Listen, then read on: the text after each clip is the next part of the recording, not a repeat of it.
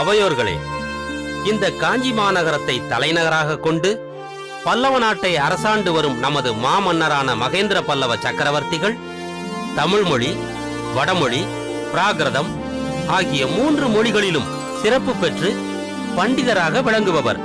சிற்பத்துறையில் இவரது அதிசயமான கற்பனையை கண்டு சிற்ப வல்லுநர்களே விசித்திர சித்தர் என்ற பட்டத்தை இவருக்கு வழங்கினார்கள் என்றால் நமது மன்னரின் கலைத்திறனை பற்றி என்னவென்று சொல்வது?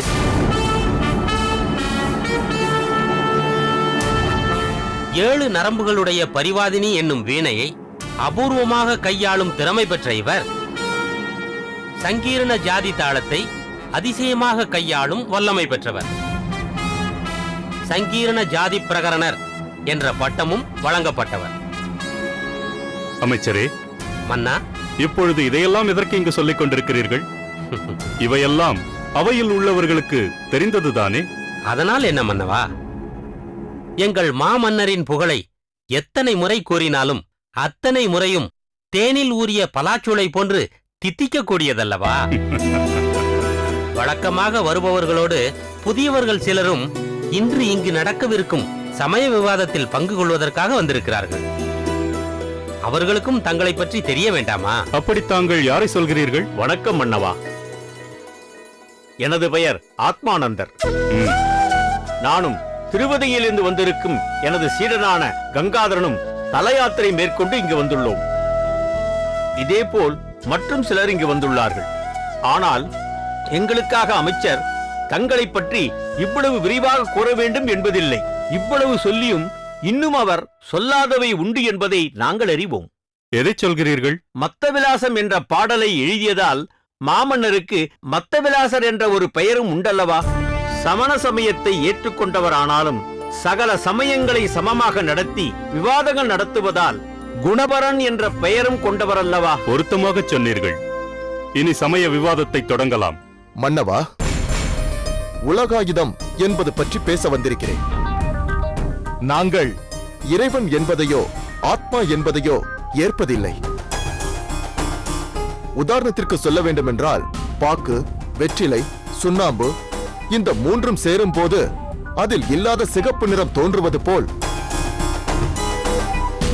நிலம், நீர், நெருப்பு, காற்று ஆகியவற்றின் சேர்க்கையால் உருவாகும் உடலுக்கு உணர்வும் அறியும் சக்தியும் ஏற்படுகிறது என்பது எங்களது கொள்கை. மன்னவா, வெற்றிலை முதலானவற்றால் மட்டும் சிவப்பு வருவதில்லை. அதை கூட்டுவோன் ஒருவன் இருந்தால்தான் அது நடக்கும். அதேபோல் பூதங்களின் சேர்க்கை என்பதும் தானாக நடக்காது. அவற்றை இணைக்கும் கர்த்தாவாக இறைவன் ஒருவர் வேண்டும். மன்னா, நான் சாங்கியம் பற்றி பேச வந்திருக்கிறேன். எது மாற்றமடைகிறதோ அது அறிவுள்ள பொருள் ஆகாது. அதே சமயம் அறிவே சொரூபமானது, மாற்றமடையாது. இதையே நாங்கள் புருஷ் பிரகிருதி என்கிறோம். சற்று பொறுங்கள். அறிவே சொரூபமானது, மாற்றமடையாதது என்கிறீர்களே, மனிதன் அறிவுள்ளவனா இல்லையா? அறிவுள்ளவன்தான். இல்லையேல் இவ்வளவு அற்புதங்களை எப்படி நிகழ்த்த முடியும்? ஆனால் அந்த மனிதன் குழந்தை என்பது மாறி வாலிபனாகிறான், வாலிபம் மாறி முதியவனாகிறான். உங்கள் கூற்றுப்படி அவன் மாற்றமில்லாமல் தானே இருக்க வேண்டும்.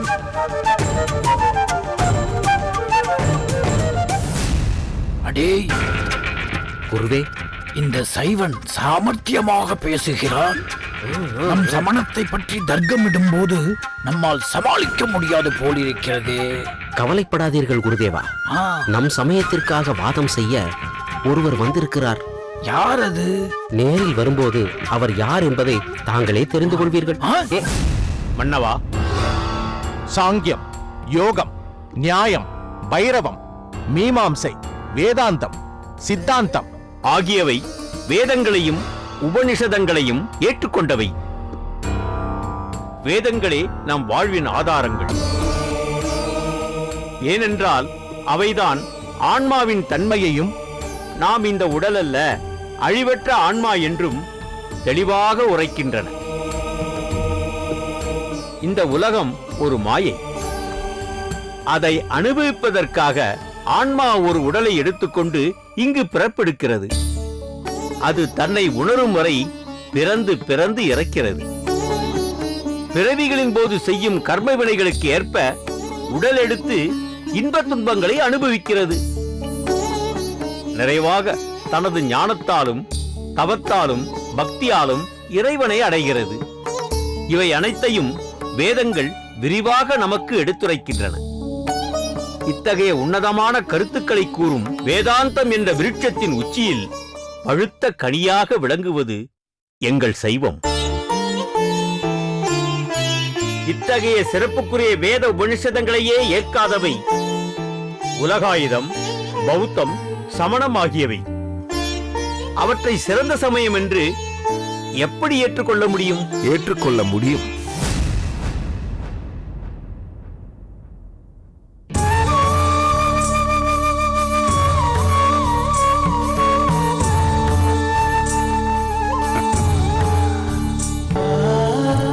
வாருங்கள் சுவாமி.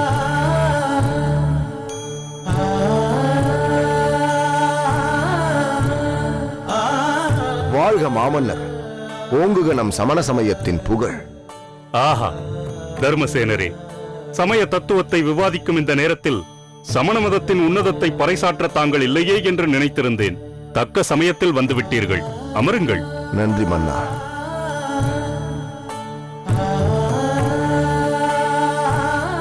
ஆத்மானந்தரே, இவர் தர்மசேனர். ஒரு குருவாக இருந்து எங்களுக்கெல்லாம் சமண மதத்தை போதித்துக் கொண்டிருப்பவர். ஆத்மானந்தரே, வேதத்தை ஏற்காதவை சிறந்த சமயம் அல்ல, ஏற்றுக்கொண்டவையே சிறந்தவை என்றால் அவற்றுக்குள்ளேயே முரண்பட்ட கருத்துக்கள் ஏன் வந்தன? வேதத்தை ஏற்கும் சாங்கியம் ஏன் இறைவன் இல்லை என்கிறது? மீமாம்சை ஏன் கடவுள் உண்டு என்பது பொய் என்கிறது? அதனால் வேதத்தை ஏற்றவை எவை, ஏற்காதவை எவை என்பது முக்கியமல்ல. மனிதனுக்கு உன்னதமான நிலையை தருவது எவை என்பதுதான் முக்கியம்.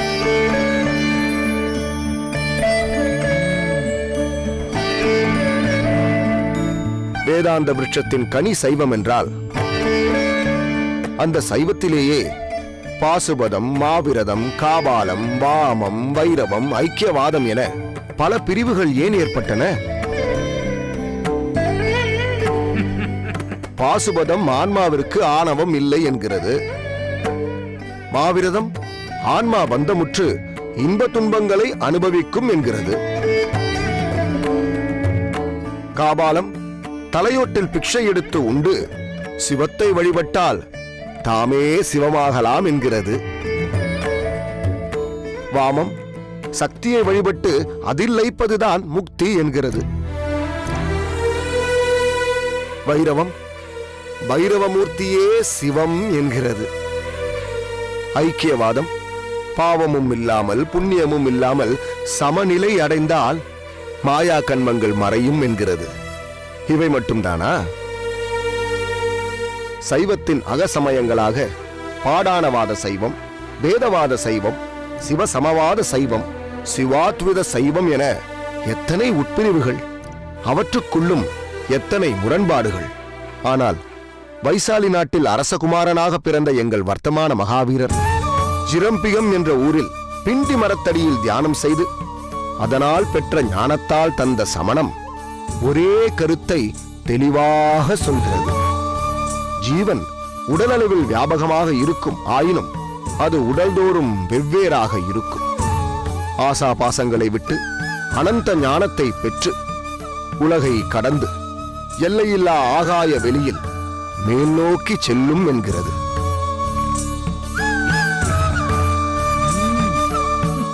அதனால் தான் சமணம் உயிரை கொல்லா அகிம்சை நோன்பை ஏற்றுக்கொள்ள வேண்டும் என்கிறது.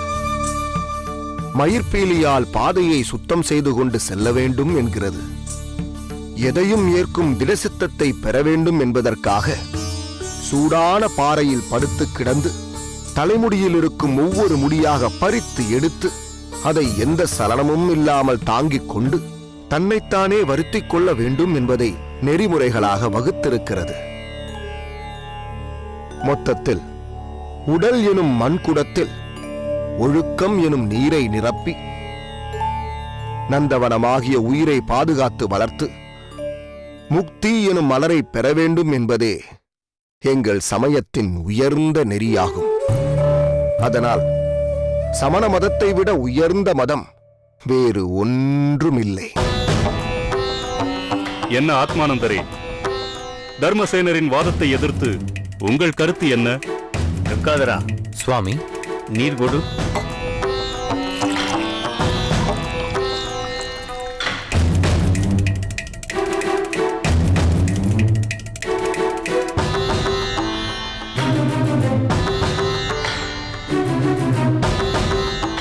தர்மசேனர் மிகவும் ஆழமாக சைவ சமயத்தை பற்றி ஆராய்ச்சி செய்துள்ளார். அவருடைய கருத்துக்கு நான் எதிர்வாதம் செய்ய வேண்டும் என்றால் எனக்கு சற்று கால அவகாசம் தேவை. அப்படியானால் இன்றைய விவாதத்தில் தர்மசேனர் வெற்றி பெற்று விட்டார் என்று அறிவித்து விடலாமா? அறிவித்து விடலாம்.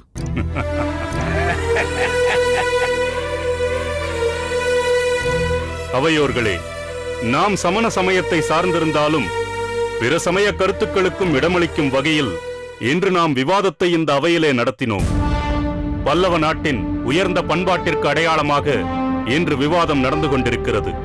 இன்று நம் மதிப்பிற்குரிய தர்மசேனர் இங்கு வந்து இன்றைய விவாதத்தில் வெற்றி கண்டு நம் சமணத்தின் புகழை வானளாவ உயர்த்தி விட்டார். அதனால் அவரது வெற்றியை புகழ்ந்து நாம் பாராட்டி வாழ்த்துவோம். சமணத்தை நிலைநாட்டிய தர்மசேனர், சமணத்தை நிலைநாட்டிய தர்மசேனர், சமணத்தை நிலைநாட்டிய தர்மசேனர்.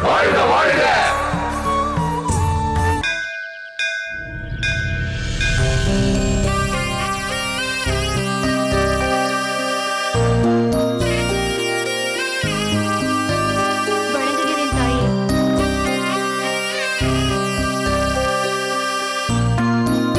வணங்குகிறேன் தாயே.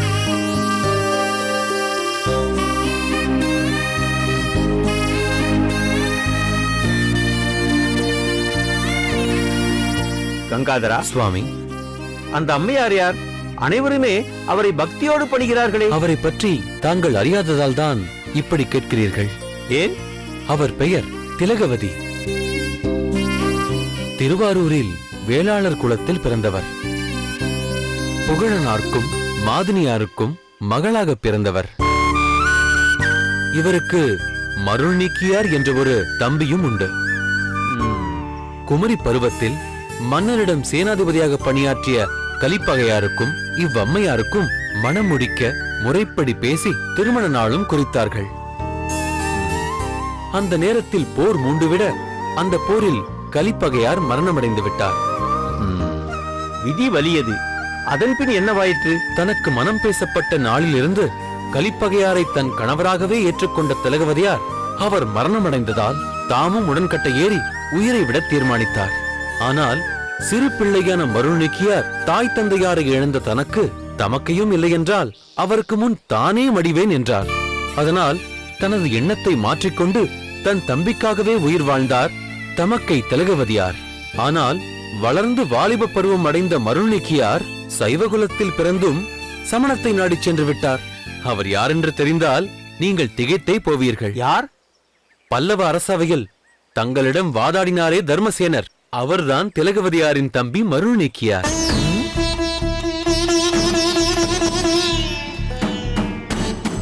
ஆச்சரியமாக இருக்கிறதே.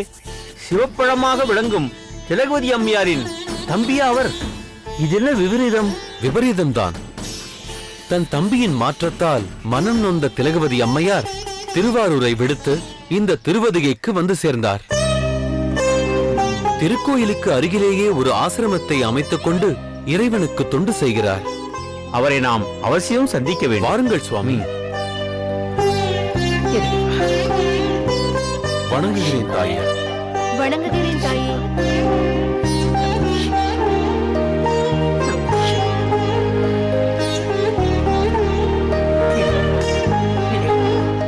வணங்குகிறேன் தாயே.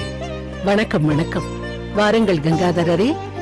தாங்கள் தல யாத்திரை சென்றிருப்பதாக சொன்னார்களே, எப்பொழுது வந்தீர்கள்? இன்றுதான் வந்தேன் தாயே. ஓ, வணக்கம் அம்மையாரே. வணக்கம் சுவாமிகளே. சுவாமிகள் யார்? இவர் எனது குருநாதர் ஆத்மானந்த சுவாமிகள். சுவாமிகளோடுதான் நான் தல யாத்திரை சென்றிருந்தேன்.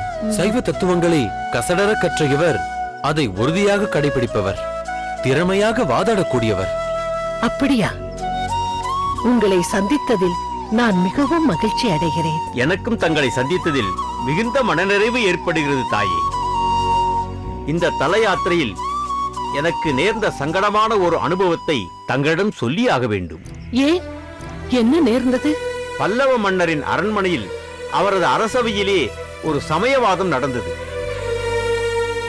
அதில் நான் சிறப்பாக வாதாடினேன் என்றாலும் அங்கு வந்திருந்த ஒரு சமணத் துறவியிடம் தோற்றுவிட்டேன் தாயே. அது முதல் என் மனம் ஆறவில்லை. என்னால் சைவத்திற்கு இழுக்கு நேர்ந்து விட்டதே என்று நினைத்து நினைத்து வேதனைப்பட்டுக் கொண்டிருக்கின்றேன். அன்று அங்கு தோற்றது நீங்களாக இருக்கலாம். அதற்காக சைவமே தோற்றுவிட்டது என்று ஏன் கருதுகிறீர்கள்? சைவத்தின் மேல் சமயம் வேறில்லை, அதில் சார் சிவமாம் தெய்வத்தின் மேல் தெய்வம் வேறில்லை என்றுதானே சான்றோர்கள் போற்றுகின்றார்கள். இப்படி ஒரு சங்கடத்தை ஏற்படுத்தியதன் மூலம் இறைவன் ஏதோ ஒரு திருவிளையாடலை நடத்தப் போகிறான் என்பதை உணருங்கள். தாயே, அங்கு இவர் யாரிடம் வாதிட்டு தோற்றால் என்பதை அறிந்தால் தாங்கள் திகைத்தே போவீர்கள். யாரிடம்? தங்கள் தம்பியான தர்மசேனர் என்ற மருள் நீக்கியாரிடம்தான். சைவத்தில் தழைத்தோங்கும் தங்களுக்கு இப்படி ஒரு தம்பி இருப்பது எனக்கு மனவேதனை அளிக்கிறது. தங்களிடம் வாதாடியது மருள் நீக்கியா? ஆம். அவன் தர்மசேனன் என்ற பெயரோடு சமண குருவாக வாழ்ந்து கொண்டிருக்கிறான் என்பது எனக்கு தெரியும். சமணர்களால் பாடாலி புத்திரம் என்று சொல்லப்படும் திருப்பாதில் புலியூரில் அல்லவா அவன் வாழ்ந்து கொண்டிருக்கிறான். பல்லவ நாட்டு அரசவைக்கு அவன் எப்படி வந்தான்? பல்லவ சக்கரவர்த்தி சமண சமயத்தை சார்ந்தவர்தானே தாயே. அவரை காண புகழ்பெற்ற சமண குருமார்கள் வருவது இயல்புதானே. அப்படித்தான் சுவாமிகள் சென்றிருந்த அந்த நேரத்தில் அவர்களும் அங்கு வந்திருந்தார்கள். தாயே, வழி வழியாக ஈசனை வழிபடும் சைவ குலத்தில் பிறந்த ஒருவர் இப்படி புறசமயத்தை சார்ந்திருக்கலாமா? திருவதிகை பெருமானுக்கு தொண்டு செய்வதற்காகவே இங்கு வந்து வாழ்ந்து கொண்டிருக்கும் தங்களின் தம்பி இப்படி மாறுபட்டு நடக்கலாமா? சைவத்தின் சிறப்பு மேலோங்கி நின்ற தமிழகத்தில் சமணம் வேரூன்ற நம்மிடமிருந்தே சென்ற ஒருவர் காரணமாக இருக்கலாமா? சிவசிவா என்று சொன்ன நாவினால் சிவத்தை இழித்தும் பழித்தும் பேசலாமா?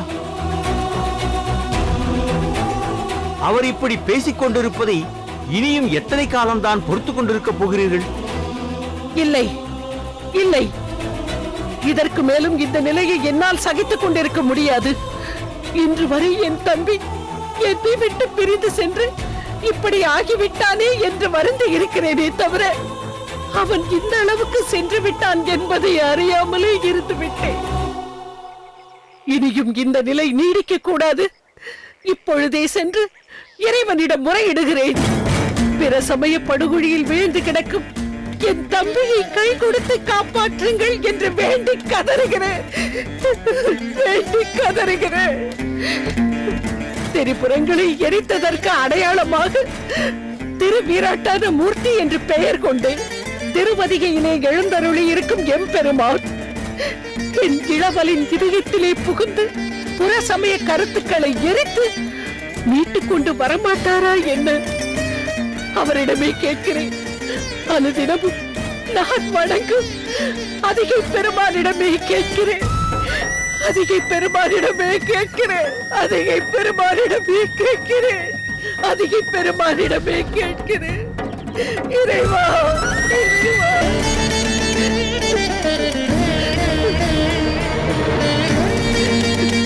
திருவதிகையிலே எழுந்தருளி இருக்கும் வீரட்டான பெருமானே, என் இளமை பருவத்தில் தங்கள் திருக்கோவிலில் பணிபுரிவதற்காகவே இங்கு வந்து தங்கிவிட்ட நான் இன்று முதுமை அடைந்த நிலையிலும் அதை தொடர்ந்து செய்து கொண்டிருக்கிறேன் என்பது உங்களுக்கு தெரியாதா?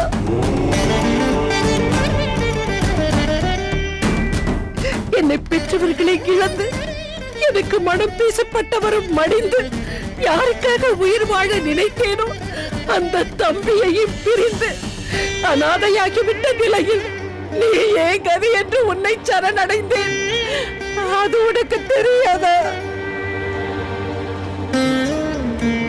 என் தம்பி சிவநெறியில் நிலை பெற்று நிற்க வேண்டும் என்பதற்காகவே அவனுக்காகவே உயிர் வாழ்ந்தேன். ஆனால் சைவத்துக்கு மாறாக சென்ற அவன் இன்று ஒரு பெரும் சபையில் உன்னையே அவமதித்து பேசினான் என்பதை கேட்கும் போது என் உடல் பதறுகிறது. இதையெல்லாம் கேட்ட பிறகும் நான் உயிர் வாழ வேண்டுமா என்று என் உள்ளம் துடிக்கிறது. அவனை மீண்டும் மனமாறச் செய்து தங்கள் புகழை பேசும் அடியவனாக மாற்ற தங்களை தவிர வேறு யாரால் முடியும்?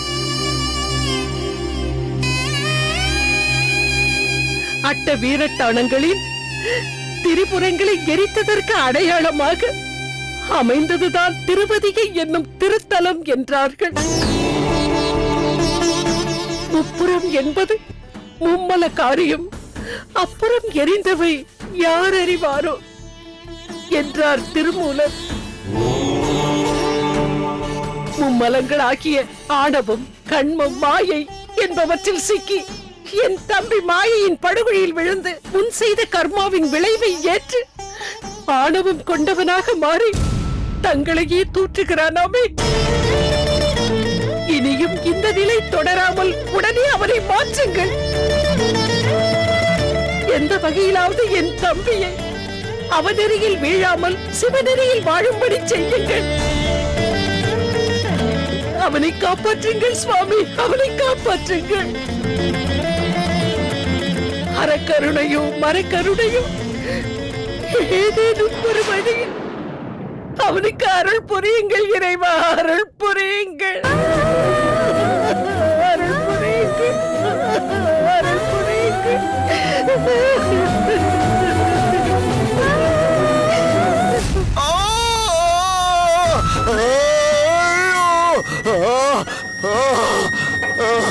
வலி தாங்க முடியவில்லையே. வயிற்றின் அடிப்பகுதியில் யாரோ சுட்டுக்கோளால் குத்துவது போல் இருக்கிறதே. பயப்படாதீர்கள் தர்மசேனரே, நாங்கள் இருக்கிறோம். நமது சமண சமயத்தின் சிறப்பை தாங்கள் அறியாதவரா என்ன? அதிலுள்ள மணி மந்திர ஔஷதங்களுக்கு நிகராக என்ன இருக்கிறது? தேவையான மருந்துகளை தந்திருக்கிறோம். மந்திரங்களையும் உச்சரித்துக் கொண்டே இருங்கள், விரைவில் குணமடைவீர்கள். நம்பிக்கை இழக்காதீர்கள், தைரியமாக இருங்கள். சரி, நாங்கள் பிறகு வந்து உங்களை சந்திக்கிறோம். நீங்கள் சற்று ஓய்வெடுங்கள்.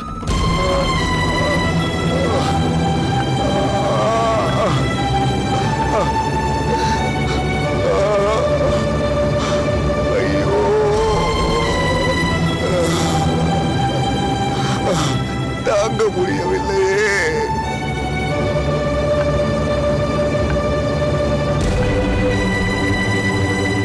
இது என்ன விபரீதம்?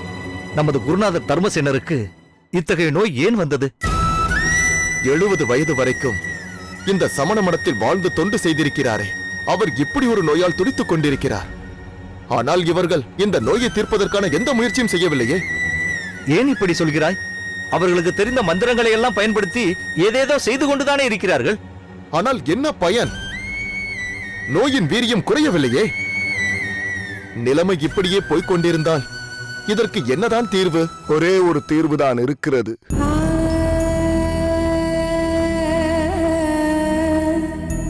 குருவே, ஆனால் அதற்கு உங்கள் இருவரின் உதவியும் எனக்கு வேண்டும். ஐயா, நாங்கள் இருவரும் இங்கு இருப்பதே சமயத்தின் மீதுள்ள பற்றினால் அல்ல, உங்கள் மீது கொண்ட ஈடுபாட்டால் தான் நாங்கள் இங்கு இருக்கிறோம். நீங்கள் என்ன செய்ய வேண்டும் என்று சொன்னாலும் நாங்கள் செய்ய காத்திருக்கிறோம். சமண குருமார்கள் எனக்காக என்ன செய்தார்கள் என்பதை நீங்கள் பார்த்தீர்கள் அல்லவா? பெரிதாக எதுவும் செய்து விட்டதாக தோன்றவில்லையே. ஏதோ அவ்வப்போது வருகிறார்கள், தங்களை பார்க்கிறார்கள், மருந்துகள் தருவதாக கூறுகிறார்கள், மந்திரம் போட்டதாக சொல்லிக்கொண்டு அஸ்தினாஸ்தி அஸ்தினாஸ்தி என்று கூறுகிறார்கள். ஆனால் தங்களுக்கு ஏற்பட்டிருக்கும் இந்த வலி தீரவில்லையே. அப்படி என்றால் என்ன காரணம்? எனக்கு வந்திருப்பது சாதாரண வயிற்று வலி அல்ல, கடுமையான சூளை நோய். ஆகையால் தான் இப்படி என்னை வாட்டி வதைக்கிறது. என்னால் இந்த சூளை நோயை தாங்க முடியவில்லை. தங்களை கவனிக்க பொறுப்பானவர்கள் யாரும் இங்கு இல்லையே என்று நினைக்கும் போதுதான் மிகவும் வருத்தமாக இருக்கிறது. இதிலிருந்து மீள தீர்வு இருப்பதாக சொன்னீர்களே, அதை சொல்லுங்கள். இளம் வயதிலேயே பெற்றோரை இழந்த நான் என் அக்காலின் அரவணைப்பில் வளர்ந்தேன். எனக்கு தாயும் தந்தையுமாக இருந்து அவர்தான் என்னை வளர்த்தார். சைவத்தில் தோய்ந்த அவரை விட்டு சமணத்தை நாடி நான் வந்து விட்டதால் என்னை ஒரேடியாக துறந்து விட்டார். அப்படி சொல்லாதீர்கள். உடனிருந்த பலரின் பாசங்களை விட உடன்பிறப்பின் பாசம் மகத்தானது. அவர் ஒவ்வொரு நாளும் தங்களை நினைத்து தவித்துக் கொண்டுதான் இருப்பார். ஆனால் என்னை பார்க்க வேண்டும் என்று ஒரு நாள் கூட அவர் இங்கு வரவில்லை. புறசமயம் நாடி வந்து அவர்களுக்காகவே வாழ்ந்து கொண்டிருக்கும் உங்களை அவர் எப்படி தேடி வருவார்? தாங்களாகத்தான் இங்கு வந்தீர்கள், தாங்களாகத்தான் அங்கு போக வேண்டும். ஆமாம் ஆமாம், அதைத்தான் நானும் நினைத்தேன்.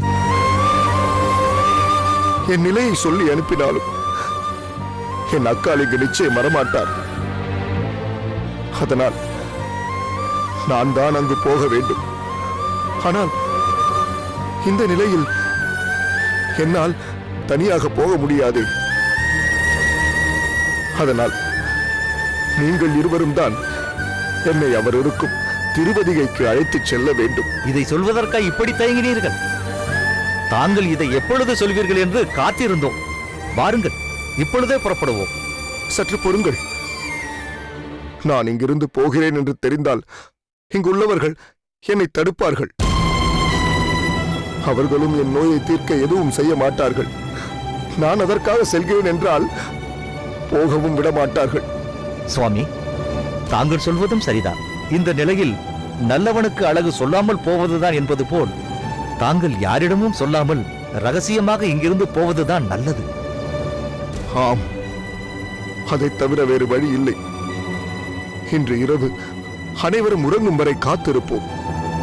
அதன் பின் நீங்கள் வந்து என்னை இங்கிருந்து அழைத்துச் செல்லுங்கள். புற சமயம் சார்ந்ததால் என்னை விட்டு நீங்காத இந்த சூளை நோய் என் தமக்கையார் தாள் சேர்ந்த மறுகணமே நீங்கும் என்ற நம்பிக்கை எனக்கு இருக்கிறது.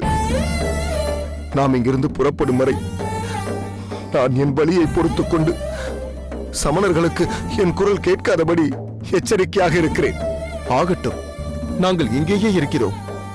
இங்கு உள்ளவர்களால் தீர்க்க முடியாத இந்த நோய் தங்கள் தமக்கையார் காட்டும் மார்க்கத்தால் குணமாகும் என்ற நம்பிக்கையோடு காத்திருக்கிறோம்.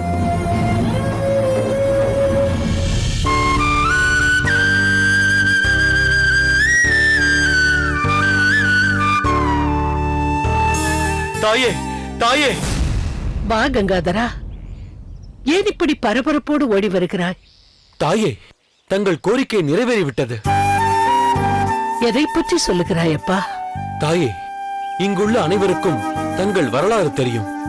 தங்களை விட்டு பிரிந்து சென்ற தங்கள் தம்பியை பற்றி நினைத்து தாங்கள் எந்த அளவிற்கு வருந்துகிறீர்கள் என்பதும் தெரியும். சில நாட்களுக்கு முன் தங்களையும் மீறி என் தம்பியை காப்பாற்றுங்கள் என்று சன்னதியில் நின்று கதறினீர்களே, அதைக் கண்டு எங்கள் கண்களிலும் கண்ணீர் பெருகியது. ஆமா, அதற்கென்ன? இறைவன் தாங்கள் வேண்டியதை அருள் புரிந்து விட்டார். உங்கள் தம்பியார் இங்கு வந்து கொண்டிருக்கிறார். என்னப்பா சொல்கிறாய்? உண்மையைத்தான் சொல்கிறேன் தாயே. தங்கள் தம்பியாரை இருவர் கைத்தாங்கலாக அழைத்து வருகிறார்கள். தாங்கள் இந்த நேரத்தில் இங்குதான் இருப்பீர்கள் என்று கூறிவிட்டு தங்களிடம் அதை சொல்ல ஓடோடி வந்தேன். வீரட்டான ஈஸ்வரா, அதிகை பெருமாதி, உன் கருணையே கருணை, உன் கருணையே கருணை. அக்கா,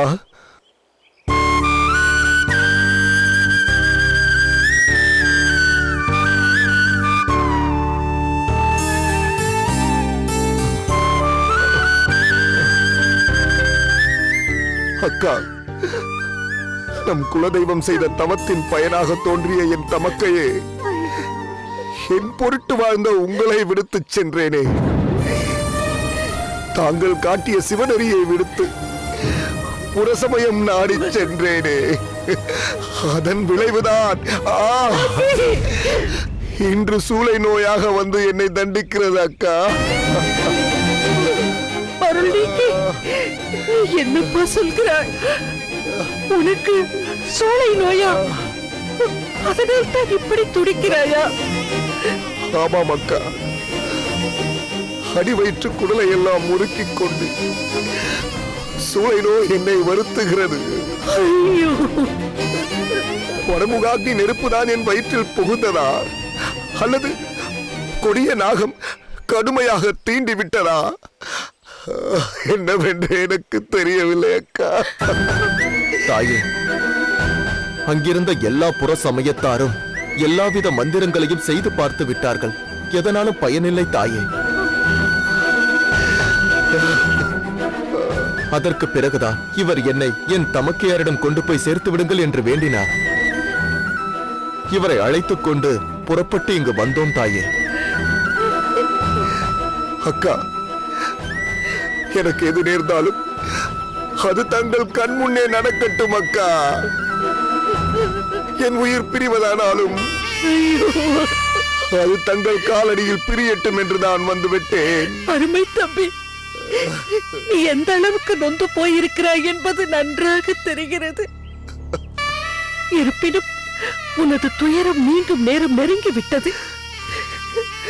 உனக்குள் ஒரு மாற்றத்தை ஏற்படுத்தவே ஈசன் இப்படி ஒரு திருவிளையாடலை புரிகிறார் என்று தெரிகிறது. அக்கா, உங்கள் வாக்கு எனக்கு பெரும் நம்பிக்கையை ஏற்படுத்துகிறது. இனி தாங்கள் காட்டும் பாதையில் செல்ல நான் காத்திருக்கிறேன் அக்கா. எனக்கு வழிகாட்டுங்கள் அக்கா, வழிகாட்டுங்கள். இறைவன் சந்நிதிக்கு வந்து உன் குறைகளை சொல்லி முறையிடு. இனி காலமெல்லாம் உனக்கே தொண்டு செய்வேன் என்று அவர் பாதம் பணிந்து வணங்கு. பற்றிருக்கும் ஈசனின் பாதங்களை பற்றிக் கொண்டால் உன்னை பற்றி இருக்கும் சூளை நோய் நீங்கும். மற்ற எல்லா பற்றிகளும் நீங்கி சிவனடியையே சிந்திக்கும் சிவஞான பற்று ஓங்கும்.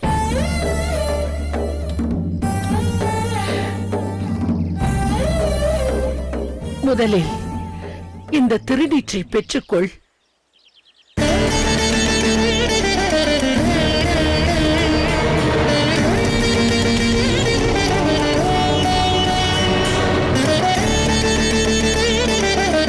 நெஞ்சத்தில் பஞ்சாட்சரத்தை நினைத்து நெற்றி நிறைய பூசிக்கொள்.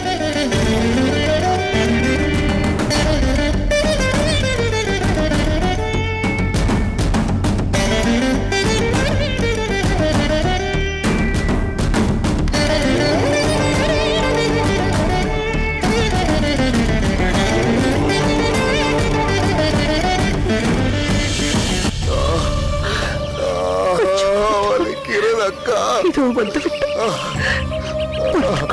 வலி தாங்க முடியவில்லை அக்கா. இறைவா, தாங்க முடியவில்லை. சந்நிதிக்கு வந்துவிட்டோம்.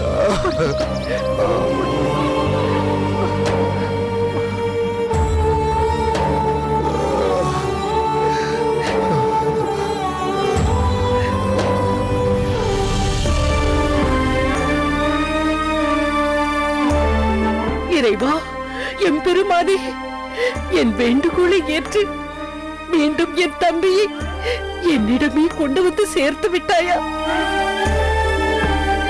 புற சமயம் சார்ந்து சைவ சமயத்தை பழித்தவனை சிவசமயமே மேலானது என்று உணரும்படி செய்து விட்டாயா? மரக்கருணை கொண்டேனும் மருள் நீக்கி மாற்ற வேண்டும் என்று நான் துதித்த காரணத்தினால் சூளை நோய் தந்து மருள் நீக்கி இங்கு வரவழைத்தாயா?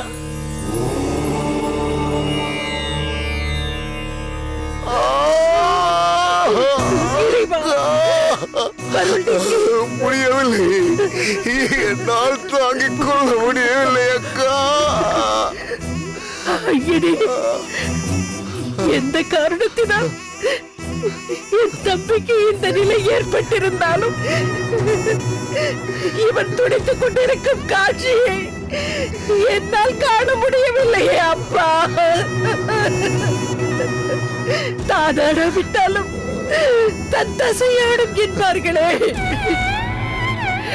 இப்படி என் தம்பி உடல் வேதனையில் தவிப்பதை கண்டு என் உள்ளம் வேதனையால் தவிக்கிறது.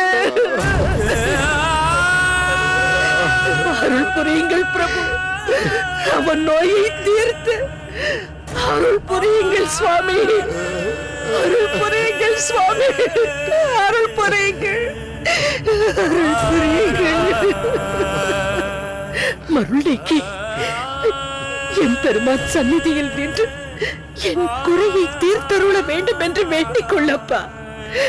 புற சமயம் சார்ந்து சிவநிந்தனை செய்த குற்றத்தை பொறுத்தருள வேண்டும் என்று மனமுருகி பிரார்த்தனை செய்யப்பா.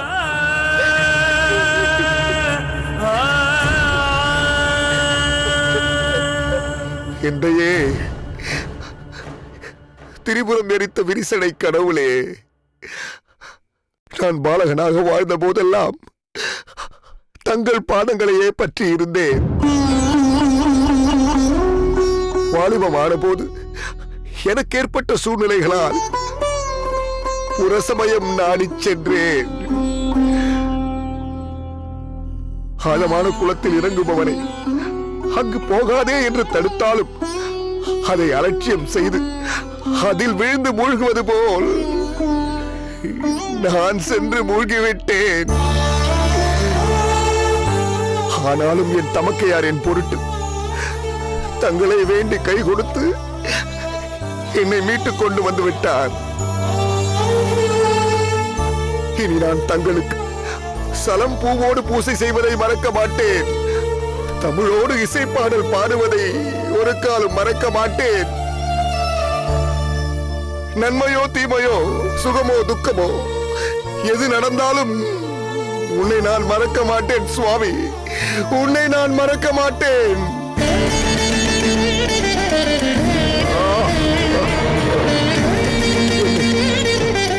கூற்றுவலை போல வருத்திக் கொண்டிருக்கும் இந்த சூளை நோயிலிருந்து என்னை காப்பாற்று. குடரோடு துடக்கி முடக்கும் இந்த சோதனையை என்னால் இனியும் தாங்கிக் கொள்ள முடியாது. காத்தருளுங்கள் பெருமானே, காத்தருளுங்கள். கூற்றாயினவாறு விளக்ககலீர் கொடுமை பல செய்தன நான் அறியே. கூற்றாயினவாறு விளக்ககலீர் கொடுமை பல செய்தன நான் அறியே.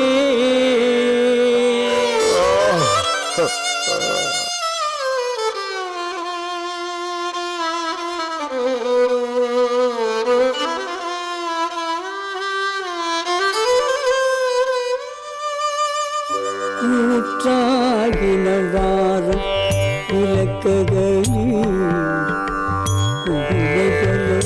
செய்தன ஞானறியே. ஈற்றா அடிக்கே இரவும் பகலும் பிரியாது வணங்குவன் எப்பொழுதும் தோற்றாதின் வயிற்றின் அகம்படியே குடரோடு துடக்கி முடக்கியிட அற்றே நடியேன் அதிகை கெடில வீரட்டான துறை